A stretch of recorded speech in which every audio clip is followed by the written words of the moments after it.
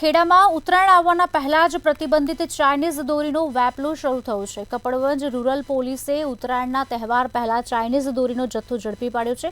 પોલીસે સાવલી પાટિયા પાસેથી આયસરમાં લઈ જવાતો ₹4,18,000નો ચાઇનીઝ દોરીનો જથ્થો ઝડપી પાડ્યો છે। સાથે 2 ઇસમોને પણ ઝડપી પાડ્યા છે। તેમજ ચાઇનીઝ દોરી, આયસર, મોબાઈલ ફોન અને રોકડ સાથે 11 લાખનો મુદ્દામાલ કબજે કરી વધુ કાર્યવાહી શરૂ કરવામાં આવી છે।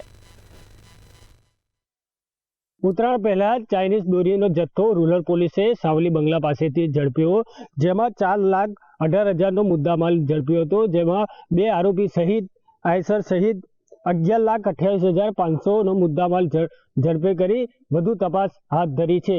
ઉત્તરાયણને લઈને ખેડા જિલ્લા પોલીસ સખત બની છે, ત્યારે આજે કપડવંજ રૂરલ પોલીસે ચાઇનાનો દોરીનો જથ્થો ઝડપ્યો, વધુ તપાસ હાથ ધરી છે। આમિર મિર્ઝા, મંતવ્ય ન્યૂઝ, કપડવંજ।